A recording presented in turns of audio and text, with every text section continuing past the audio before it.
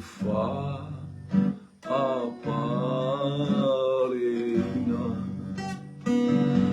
ia fa ane ene uma lau faiba angana uma ia alalanga iomi inga su e mai oe masila fia ua sili lava oe leo na mea uma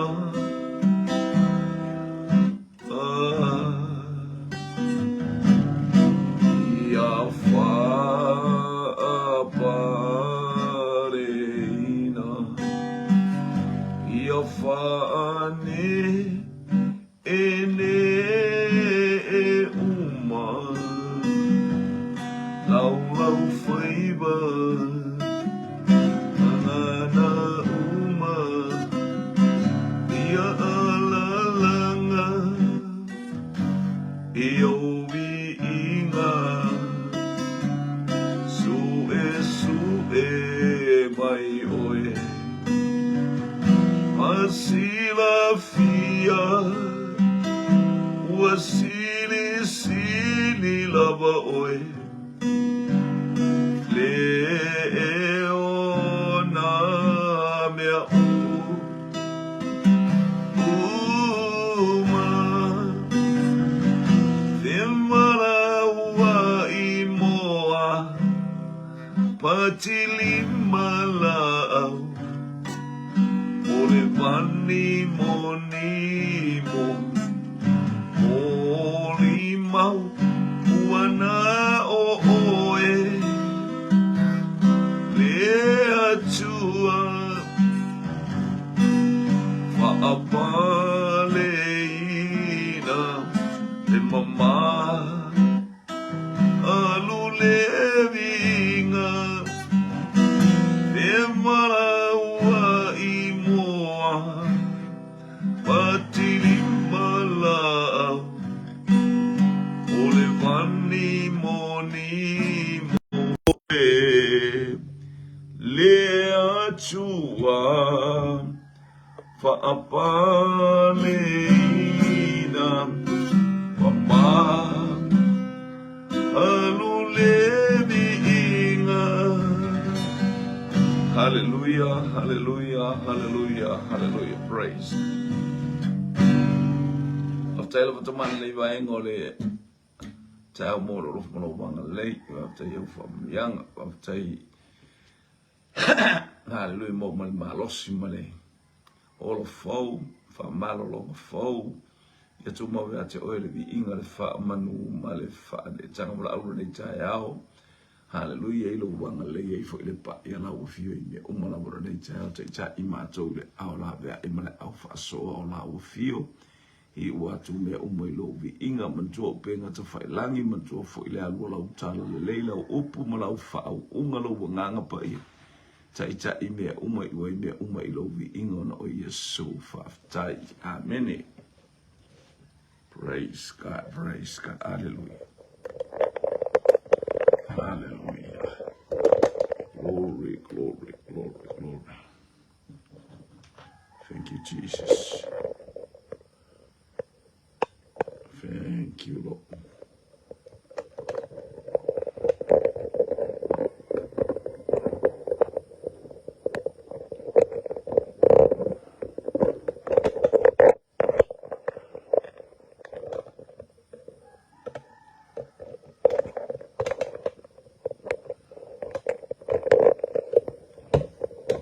Hallelujah.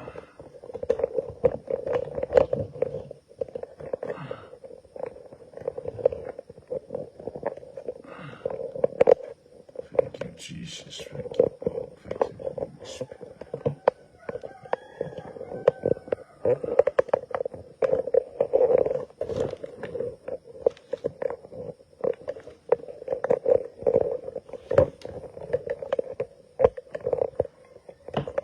Jesus.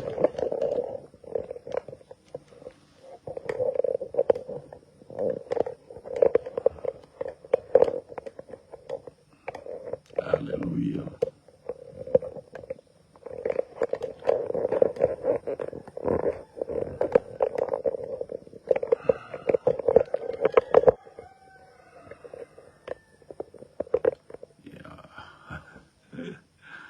Famarua tua utau ina ipola itia. Hallelujah. Praise God, praise God. Ya bielele ni chayao familia tulia tuwe sio tatu wainga. Hallelujah. Fatalo fatu for sua famarumalo Yesu ke solo tatu wali imolo tatu faolo.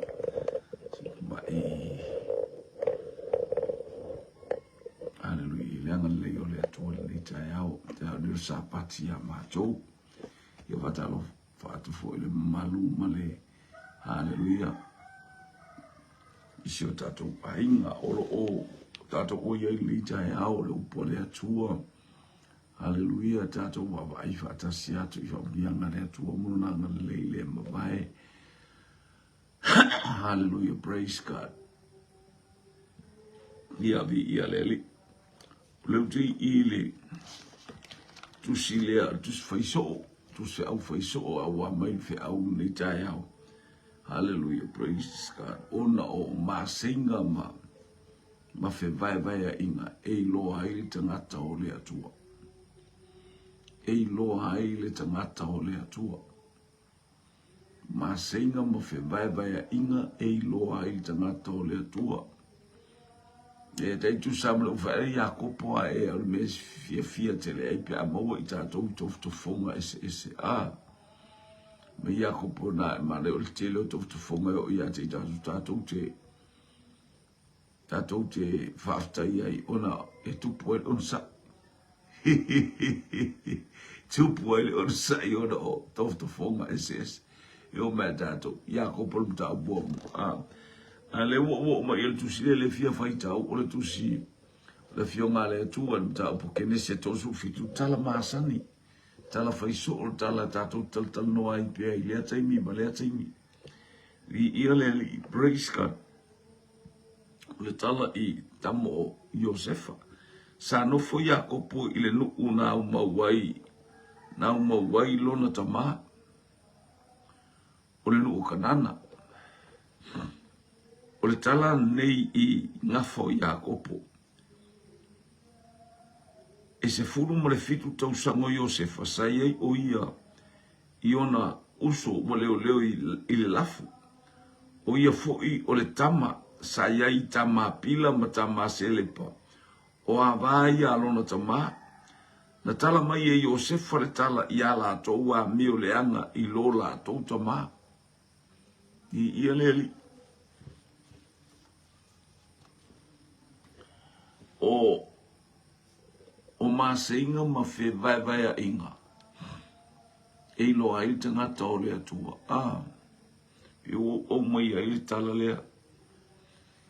O le tala le tuspa ia, o le tala le tamalo ia kopo. Hallelujah, praise God. Al fai pula le tolu mi sasili le alofo Israelu ia Josefa io Natali. Isilmana yosta waititi ai na ba ia semele le te tai popole ai pe na te va ia semele le na te fama ite ona. Hallelujah la ititi lona tino lona mafa fa wetele.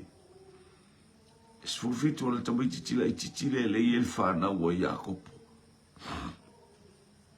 E mo ila ia Peniamina, ela ititi a Peniamina, ela itai Peniamina, la pepe. Ai oti, matauria e oti le tina, ai ola ia Peniamina. O la e tau papalu Peniamina, na Josefa tabiti o sfrufitu on tau sanga le taimile. Ia leli, ia utata ulo le tele o men fai Hallelujah, en le tama ititi, o le memo muala le o tele o ina ilono. O lona sautau tala tu ilon tama. Miele angala Imele angala e fai Imele angala e fai lona. E o nouso. La tau te leo e tau sile le fale leile lafu.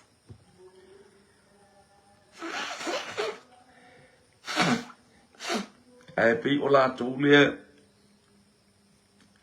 le ayal ia le lafu. O te le na e mana ia ho tatou titilo vatasi o te le na o tau si moe a. O te le ina ai moe. Hallelujah. La e whaatali maile matai ia aua. Whai e tātou moe a. Mane fo e titilo a oila ulofu moe pe te vai fo ili tūlanga. O hame o mana e te wa aia e ta oi o stai ta iwi ia le i praise God. O te le tangata wha pēla tō o langa mara pēla tō wa mio. Ia ale mau tuanga fo i mo au ona le atua a. Ina ia tātou ia ise tūlanga fo alele. Hallelujah, fa malo sia i tātou tiro mo le fa auto mo le mataro. O le e tangata le baba ai i tātou o le nganga pa ia a. Ai alme watu. Ia o le saulu tala wa mo o la e fa le anga le awale ia lafu ma mo la e ese me ala. Tala mai tala le anga winga e awale ia. O le sili o le alofo i o se fa ilona o Iakopo ilona tali ilea. Le ua fase di sili a le alofo i o se o Iakopo ilea tali ilea. Ona sta mai titi a sta ngata le le ua tu uta mai titi. Le ua tu umalita mai titi. Hallelujah. O le ata o Yesu Kiriso. O le ata ino sia e ona uso. Ino sia e lona nu. Mai wafio mai oia e lona nu ai ino sia o ia e le talia e lona nu. Le na lili wa Yesu mfa peane a ila to uma na talia o ia ma fa to tua ino suafa. Nei avatu ia o le manuia ma le manuia. Ta ua ila to ufana wa le tua isele ma na ia o le afu fo ita wa fio mai oia e lona nu. Ai le talia e lona nu. O mitia Iosefa, sa fai po whaalinga ia na iloa Iosefa mai le atua. Tātou whaalongo ai le an tātou tāla tala ina le tala, le tala a tōre le tōna suma le fitu pēa e whai tau ai. E fie whai tau. Whai mua mua le mitia Iosefa au saito. Le utanu no Iosefa nga i le onge le la atupu i tonu o. Yela atupu i tonu ai kupito. Mele iwa aia e mata. O mele ila ngona i le loto. O mele i whaalonga i eitalinga. Ai whai e le atua i e alolo whai le atua. Kelo e whai e le atua i a ke oi. Whai e le atua i a te au. Pea ta uan tangata whamao. O whewesi a inga. Ma whewai inga i tu tonu o se a inga i tu tonu o se no whoanga. To tonu se ngaru nga mai se fo ile karesia ngaru nga le atu e ilo ai te ngata fa maoni o talana tu sia kolonito le ave manatu autu o le mato was fa inga le tau sanga i ia le li ia ave fo as fa malo simo o e mo o ma societasio fa longo le taia ina ia ile anga le o le atu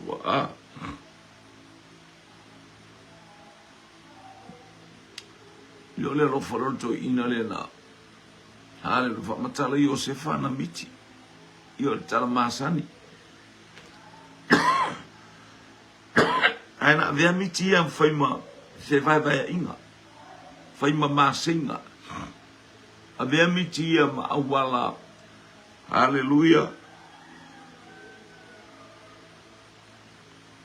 E tupu ai le mataupa. Tupu ele o langa le fia. I ia leli. A o i le tātou te whalongo i le e upo le atua. O maam senga ma fe vai inga.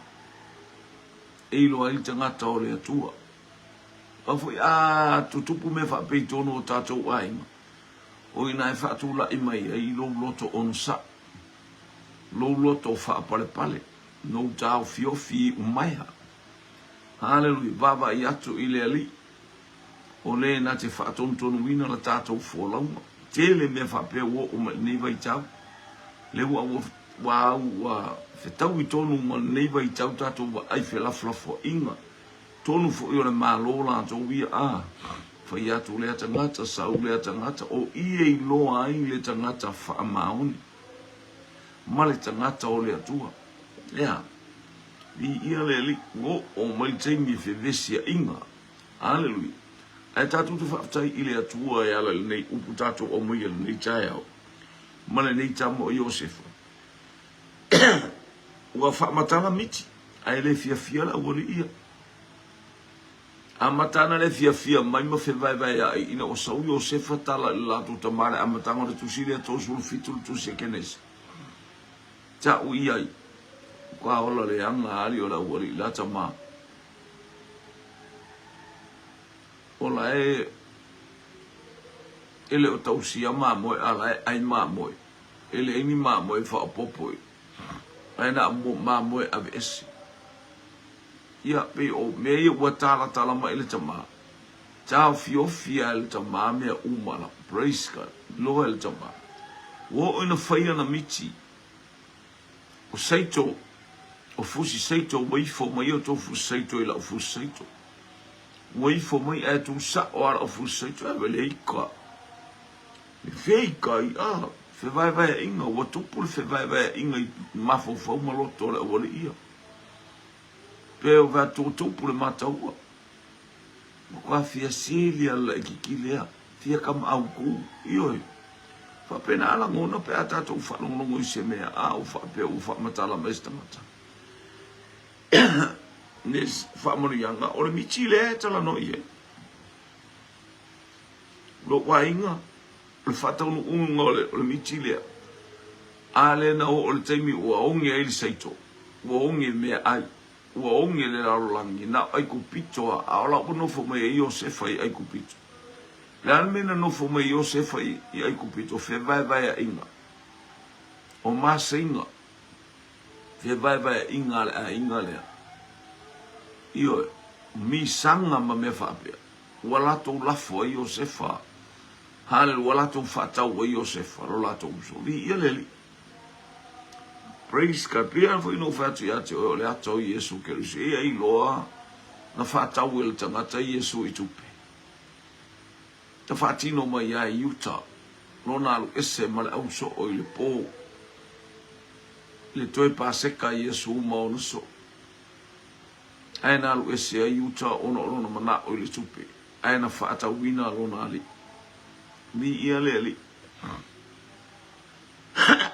tala tu se Hosea na toi fa tau le tamalo Hosea ko meli fa tonu le atua le toi fa tau mai ia le fa fine la fine faita anga ma le fine muri lua la le mo na o to fo ile stamalo la le no fo mo le stamalo le toi fa tau mai po fe arme na fiseta ia Israel mo tato fiseta ia ilo o mo fa tau ina I tato ile tau praise God ia nei fa lo me va polala me mang ole fonta talo lo matuala e fai fa savi ia le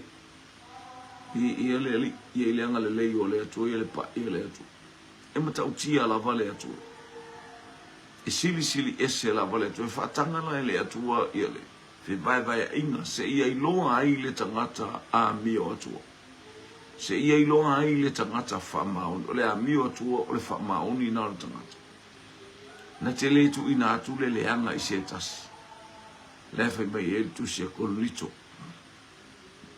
o le tangata alofa o winga na ole alofa na te le tu ina atu le anga I se tas ia le li praise God ya te me misi ya te tatou te mana o tau I masui ma tatou mana o tau ya tu le anga I le anga alofa mai tala la tu spai na te le tu ina atu le anga I se tas nau o ia I tu la fono le I le ao ato ma le po I ia le li ua ia Joseph I le fatau no ino ana mitu tu e fai le isi miti a Joseph tala masani na ana tatou tu e fa longo ia au le ata le o ina a fatu mai e ve singa ma fe vai inga I tonu le inga I whaatanga la le atua. Io se I loa ai tangata mi o tua langa o tele le tangata fe vai a iwa. Aya, ile tua whai pia tau fe vai a. Whai pia tau masing. Ale o tilo le tangata E tonu rona loto. Hallelujah. Praise God. Ma ne la fionga le atua ia. Tu sia te nome fa moi ia. Tu sia a te nome. Tu sia mose ia te nome fa mai. Hallelujah. Mta upe far fa ipuna pole. Lua su lima sa wanga lua su fito pole. O te fata apa peina o tau le mea tau te loto iai. Mana ave o tau ave o me feale mea wa eloko ai ku lunga oe fai. Alu warga kalako uia oe fai langa la ia ilo loto. Ai toi liu mai ia te au. E se le wha maoni o le atua. E se le atua ina hanga lei. O te a apa atu. Ma toi au ma au mai oe pa liu mai ma lou loto atua. Lou nganga atua. Ma lou ma losi atua. Vi ia leli. Praise God. Ne o tatou wa whaatanga e le atua. Mea tatou te loto I e whai. Fe vai a inga. Fe vesia inga. Aya, lai whaatali mai le atua po whelo loto. Po oes tangata te fo I mai po oes tangata te alu lau. Ai pe una uta oti a te oil nei taia. Wa umantu e whaatau mai e ho sea ko meri. O le atau ko meri, o le atau le ekalesi, o le atau Israel. O le atau I tātou. Wa toi whaatau I tātou, na whai I tātou I le atua. Wa toi la tu le atua, toi whaatau mai lana mena whai. Oka e se matau tia. Oka se ofo ngia. Pe a tātou waba ai se mea whapewa. O le mea tō tino le atua. Wa toi whaatau mai oe. Hallelujah. O toi whaatau au I le toto le ta mai ma moe le po na o le alo le atua. O Yesu Keriso. Mi ia le li. E vava inga ma fevesia inga le o tātou tilu mo tātou wawa aia. Wali ali mai nei vai tau ma ua matu wa whaatele ina o whaatupu ina. Yo I taua ma misa wata yo fe vai ai. Iwan. Hallelujah. Le tātou te va aia Israelu matu. Ia elanga o Israelu o le nuo le atua. O Israelu o le wati a le atua. O mea watu tupu ma Israelu le tātou te loa me iei tono le tuspaia. Pe au tau wa ai wasi o mia Jerusalem ai au le tau. Leu tātou wa ai wasi o mia luo le atua. Sa tātou o le fe au le na mai le teimi na wasi o mia ai le ti a e fitu se fu. Na o mai ai Roma ma latou whata ma ia mo latou ave I lalo le malu. Hallelujah. Lona lua le na whai Herota. Mana tu ta le pe I la le malu ai fatu o ile le fatangata o le manu fe ai fatu o le fatangata o poi ele kaisanga ana no fon fatu o Tyrus Titus io e se mata uti praise God ai mai no fatu o ia e fatangata a tau o ia tatu o vai tau fatu no ina I me umala wa si o mia Jerusalem mai awala tau. A whai si o mia Jerusalem mai awala tau. Lo ai ngā ea oe. E whapena fo ilo Jerusalem ma whalenga. E whapena fo ilo Israelu whalenga. O si o mia I tātou awala tau. O si o mia I tātou. Hallelujah. E I lātou o e tau ma whai ina I o lātou. Vangaia I tātou mo lātou whalenga ina I tātou ma ia lātou mona e whaa. Fase se I tātou. Pa mati salamu e lua. Se arme whanunu wainu ese. Se arme wawinga whatasi ai tupu maali im whai pule. Tangata nuu ole larolangi. Lo lato manatu ia. Lato te e mai ile atua malana. Mesia na ia whatu. Neu tatou wa el teimi ole. Fi ese se o tangata ona o Yesu. Aya e tupu pe ale malo ole atua. E tupu pe ale malo le atua. Na taia le tupu e na va e ne puka ne sa ilana miti. Na taia ile ma lepe ilalo. Ai tupu le ma. Fa mai wa tupu ile lalo langi. Elo le tumu le lalo langi le malo Yesu Keriso. Ele le tumu le o le laulangi le suafo Yesu Keriso. Ua taunu le tala le lei tu e whao le laulangi. Le tala e winga ia Yesu Keriso le li I ma le whaola o le alo o le atu. Au whataunu ina fo I le perfetanga ma le hallelujah. Ma le tala mai e le whaisalamu. Se a le me whaanununu ainu e sa me loto le anga ainu ese. Tuso le whaanununu o le loto le anga. Hallelujah. Lea mi o sa o mo lato le whaia se mea le lei. Hallelujah. E lato te tau whai ina I o lato wha le anga. Le ingo le atua le tama atoa malana mesia na ia wha au ina o ai o Keriso. O le alo o le atua. Fai meila o tus pa ia mo le mawa le tusi mo kon nito mta upu e lua o no fai upu e valu. Ana se I o lato wiloa. Hallelujah. O le alo o le atua. Se manu lato te le fasiotia. Ana se iloa e le poto le nei laulangi o Keriso o le alo o le atua. Se manu lato te le fasiotia. Hallelujah. Leu tato iai le fe aua le atua le tau moli o ve singa. Fe vai a inga. Hallelujah. O me ia iloa I tangata o le atua. Hallelujah. Mo foi alatu ia te oia e mana o fo e fa bebesi. Ioi. Olono winga wale ai se atua ia tangata. Hallelujah. Pe mo ia lai vesi ate iloa to afi malia e fo ia tu fa mawalalo e fo ia ne teu. Amu ia e fa tu pule file mu o atali I maafini o le atua. Ia le ali. Ele wata wai misa. Ele ufe vai baya ilfana wa Jakob. Hallelujah. Fia iloa po ai tangata fa maoni. To se fulu. Le awali ia matuale ai masetasi. Ia leli. Tuale ai masetasi. Praise God.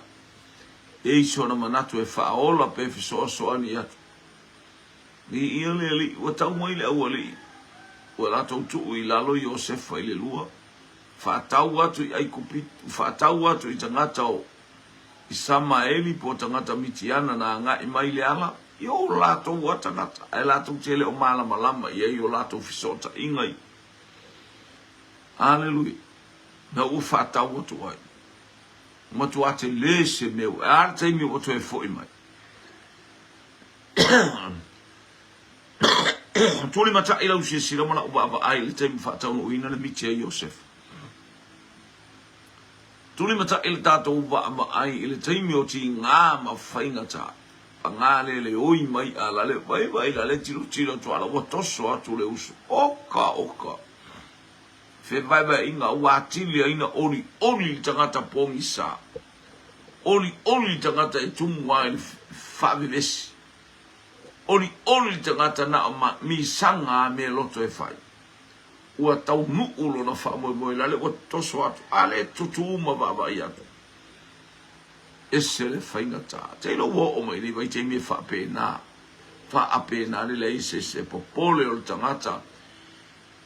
I so na uso po son tua fine po longa anko longa anti lona a inga.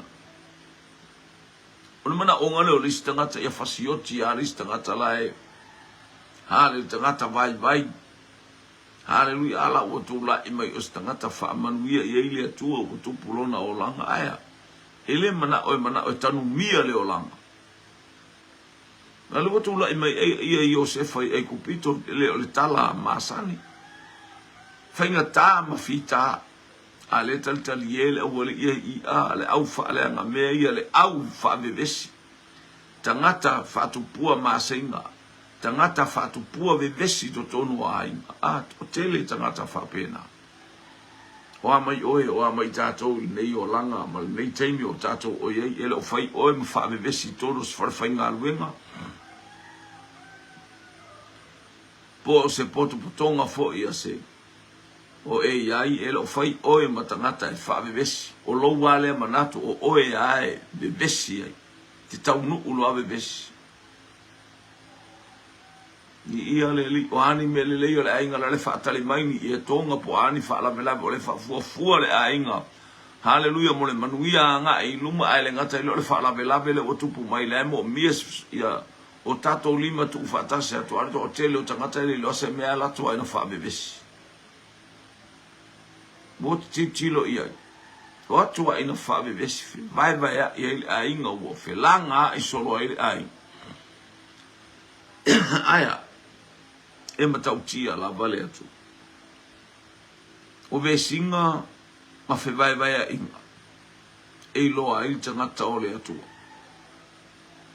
e loa ai tangata fa ma oni la ye tonu o se polo kala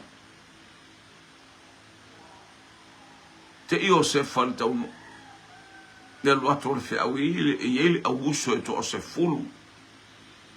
fulu le auso mata fa tasi ata ngata le ba ai atu e tangata ia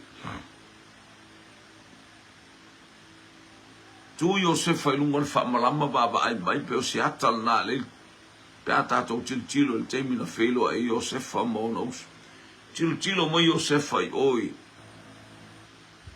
tilo mo io se fa o no uso wale loa la ia e ona uso lono minga e lei loa ia ona uso pe alua to lei tu langa fa ai kupito io se fa le teu fa ai kupito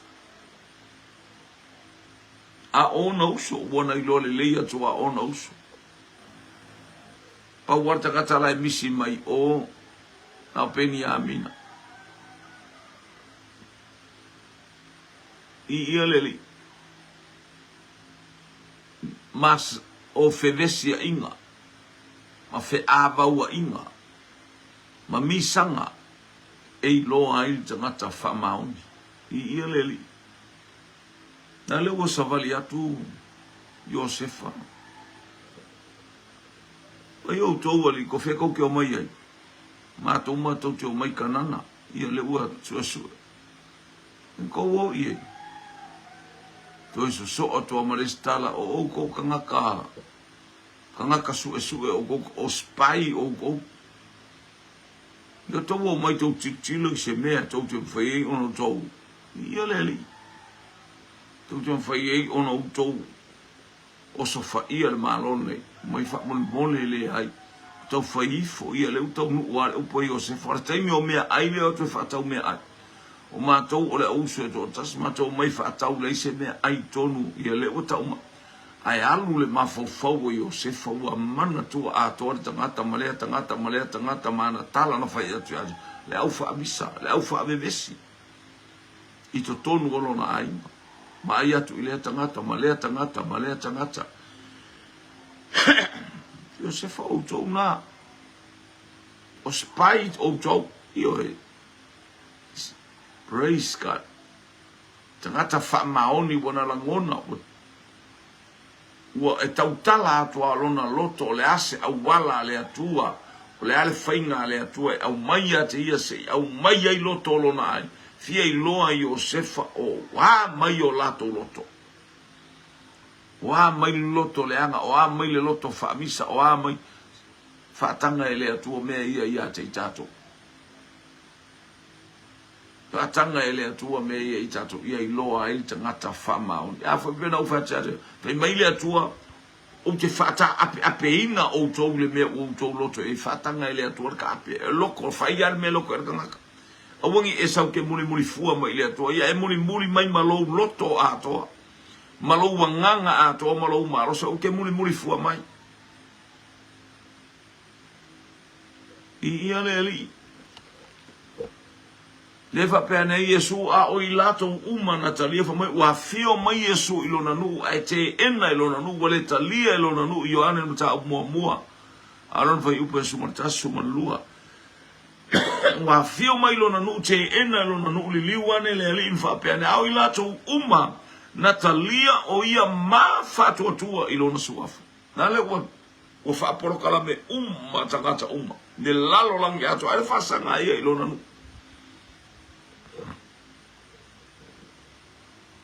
mana o Iosefa e fia lo le ato no uso o le a se tala mai o a mai o lato loto o a mai le o langa fa bebesi ma le o langa o a fea o le a o lato lo aina ai haleluya le wing o le fa maoni ma ia vea I lato o tangata haleluya lato te talia ti ngā mai nisi tangata ai li liu mai ile li imali liu mai ile atua. Hallelujah, male loto ato le manatu ato le malosi ato via le li jaya. Praise God.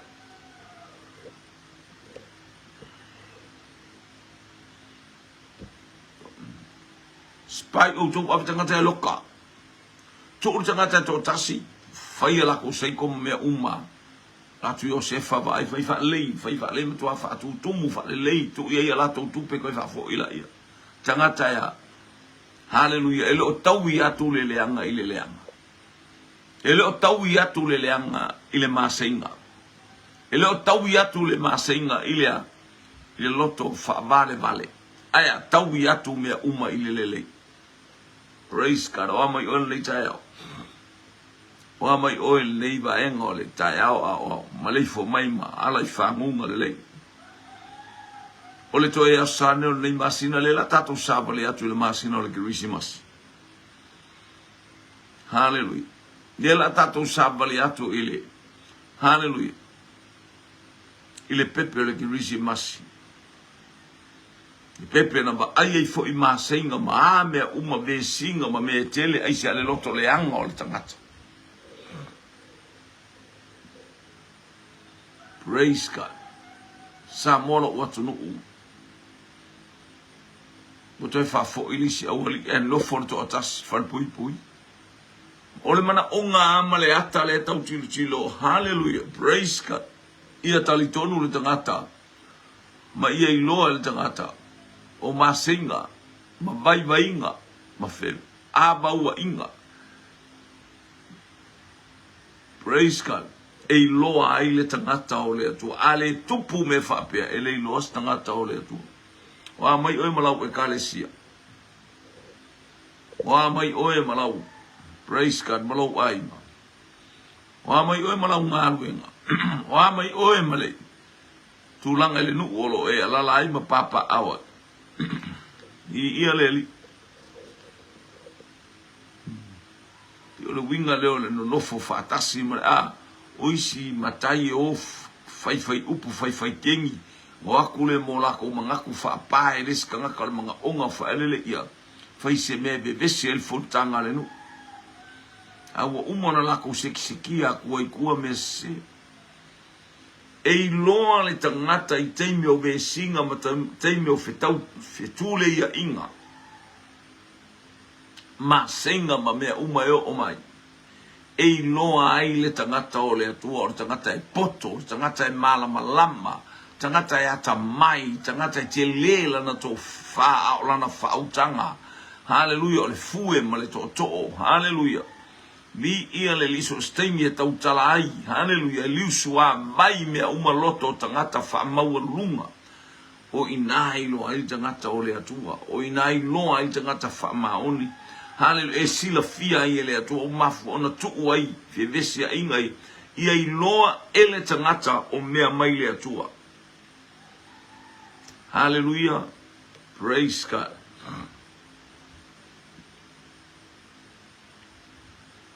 E ua toi fo'i mai, ia wali. Fo'i mai ma au mai ta mai titile ena whai atu, ia Josefa e au mai.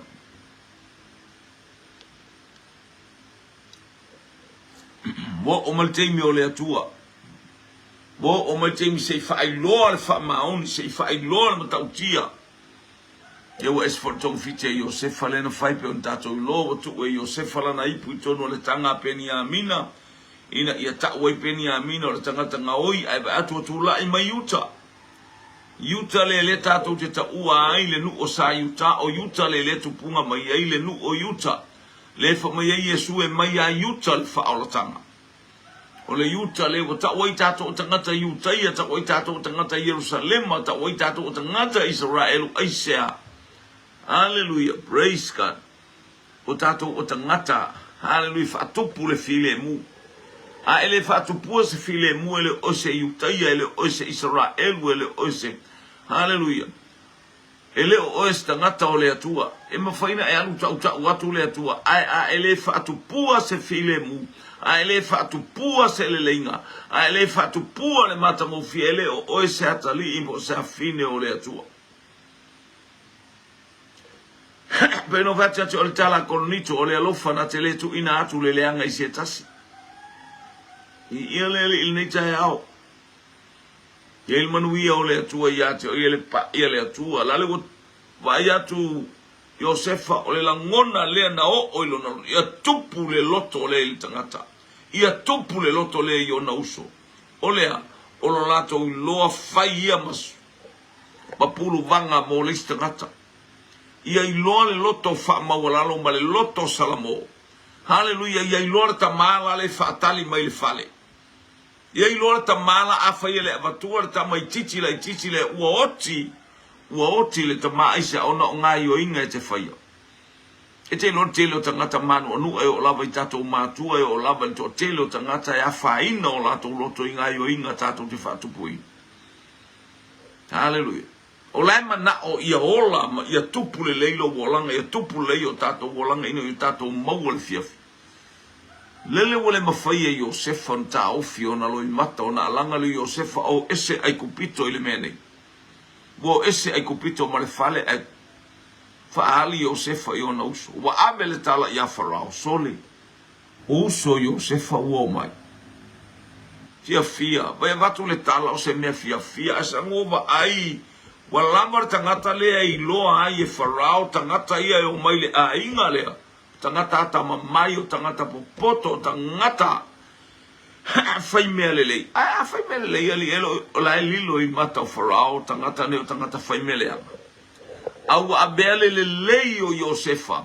Ma mea e tau lelei a ato aile a inga. Haleluia. Aisea. E mana ole atua i maa seinga ma ve singa. Se ia i loa po fel tangata. Elei tu ua Iosefa se mea i lona loto. O mea na tutupu i ate ia. O ai ana toi whaia toi manatu watu uia ele atua ele mea maualuma. O ai ato e vaba ai atu i nā mea whaingatama nā mea le manuia. Haleluia. O ai ato e tiro i nā mea. Pei tato. E tiro a le wa e manu malo e no for matai. Le wa ino e manu malo le wha masnonga ale te mana o e tau i masui. Le ise so le manu malo le atua o vatu ate oi. La mele wha putu mai lolo wa ima. La le mele au mai ai lola o ke kale si au mai o tan. E leo so manu malo. O le manu malo le atua wa whaia i o lima wa whaia i ate oi tu tonu o lo loto. Au mai lo wa inga. Au mai o tangata. Hallelujah. E leito e maa fau i o sefa i to tonu o le ana na tu ia i o ia po lalo le lua. E leito e maa fau i o sefa le fetola ina o ia ma le tongi fea. E leito e fia maa fau i o sefa i le ma ai atu o na uso a o lesa vali mai o ia i tua o kamela ai toso mai o sai o na lima le filifili o mea ai whaatau mai o ia i tangata i sa mai. E leito e fia ma. Ele joe fia mana tua i o sefa le fale pui. Hallelujah, le fia mana tua i o sefa le fafine to lua Potifara aisea ua tu la i le manu malo le o le atua. Hallelujah, i le olanga fa vevesi ma le olanga ma seinga ma mea tutupu ai. Lale ua tu mai tangata manu malo. Ia le ali. Leto e tilo i tua. Leto e baba ai tua. Fatanga e le atua. Aisea a e fo i mai malo loto ato malo wanganga ato alo malos. Lea na fo i ayuta. Leo faali o sefa i ona uso. O le ato Yesu Keriso. And there is time. O lo anga e mai taimi. O le fio faalua mai o Keriso. O le ato Yosefa i lona fo i mai. Wa faali i ona uso. Wa faali Yesu i lona ainga. Hallelujah. O i tangata mi o le anga ele i e te milia. Aina o ai lama le Israel o ai le tangata i utaya. Wana talia Keriso. Tangata i e to e sau Yesu eva. The second coming of Jesus. O le fio mai whaalua o Keriso. Wa sau Keriso i na o lona ainga. Wa wale ise. Wale inu ese. Whenu ese reo avaku. Nale wa ori sitianga. Already done.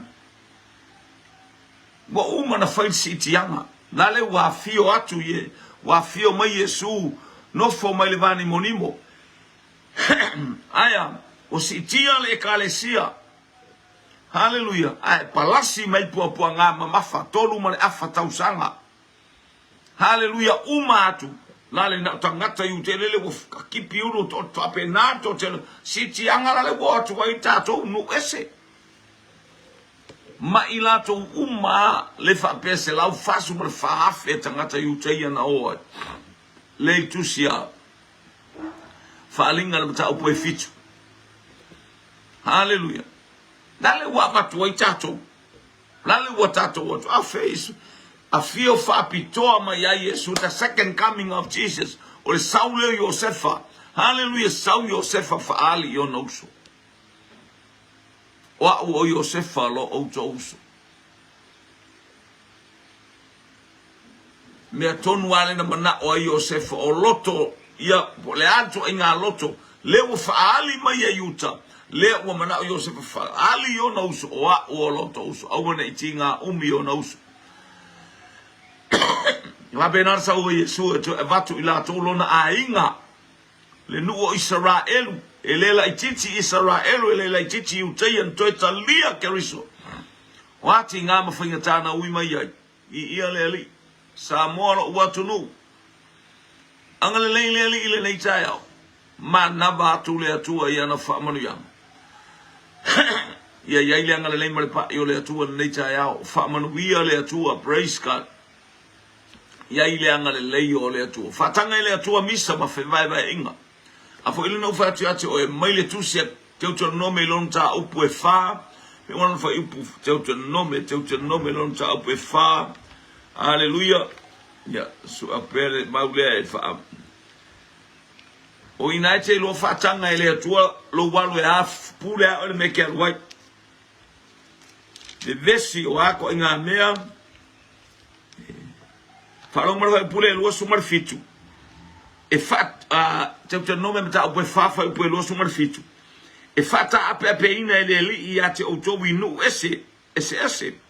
E to iti fo ini o to e to toe inu e taita inai o to ele li. Lo wingo le ka le mea. La kiti an kanga ka le li o ka ko kele.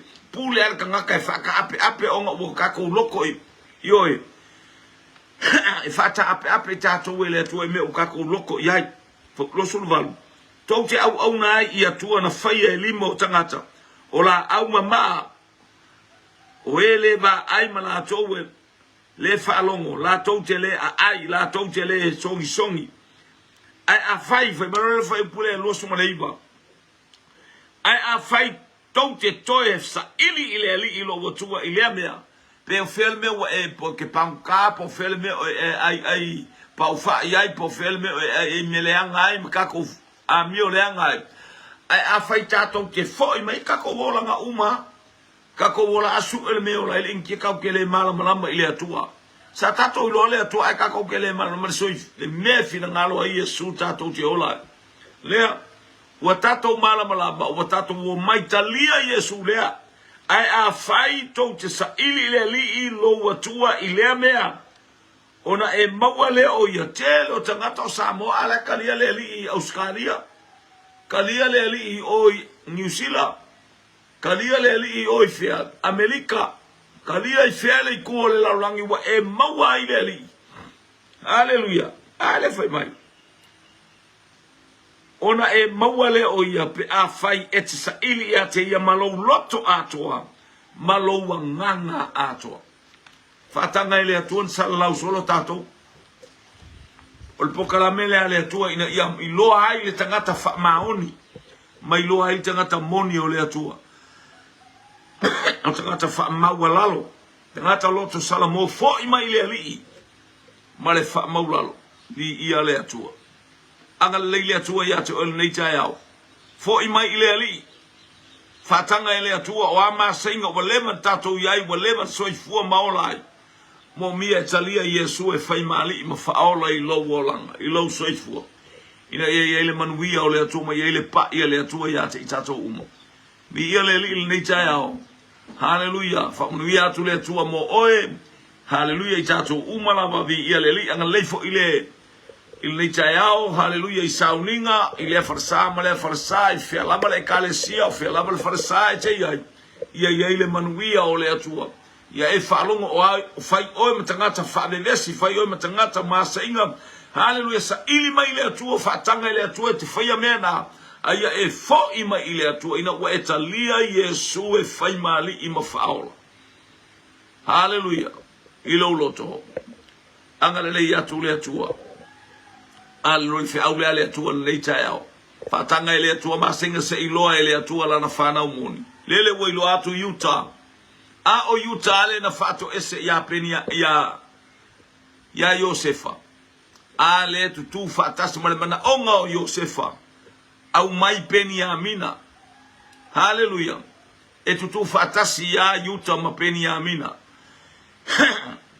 itu ainga se fulu o Utah o Israel na o malisi vaenga o Peniamina a o lisi vaenga o Utah haleluya na tu ma Peniamina ole a aina Peniamina yeile meta o Jerusalem mai le ai o sa yepuse ole nu usa matua matautia aya na fasiotia e tavita le tupu haleluya mano nofo fatase ya Utah ma Peniamina o sivaenga fo yo Peniamina na o male nu o mai tu ainga se fulu le tu imatu angala le ya tu le tua fa manuia le tua ya te oile ne yasa haleluya ya vi ele ya el manuia o le tua el neita yao ona o Yesu haleluya amen ma amen fa talo fa tu nei tato ainga o faina mo mai talo pa ila usunga le al fa ila tusi talo fa mun pola vi ele angal le ya tu le tua le neita ro peta pele masina talo fa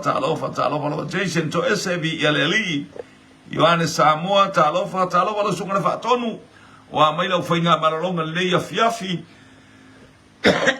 manei taiao ina umalei fua mai malo te of sole whapea wale to wha ia maua se a o maua mai fo i New Zealand tato upol kalam mau mai so se meo mawai lo manuia ia tato whatonu le sunga haleluia ia Mike haleluia pole angelu tau ia tangi asi angelu tau le moe se baba aingo ole angel tau ia lo manuia Sara lo manuia angel tau ia leli tasileta amituana ite o talofa mane lo sata sikuresa tine mai Hawaii J Jimmy Brown ia leli angale ya tu le atua ile angai mesio tatu ainga fa manuia tu ile neita yao ni ia leli praise God ia ile angale yo le tua ile ainga o le fatu tua au tato iai haleluya langi tuala vi ile to glamet enik niko amila le utumapu haleluya tala baby praise God haleluya ia angale ya tu le tua ile neita yao fa mne fa unga fa fo ia le li angale ya tu le tua su tato ainga Mal Fenicio talofa ia fa manuia le atua ile asa ye ile angale le atua haleluya ia manuia le asa la ona tautua ya te oile nganga fa ma wala lo ona o Yesu amen.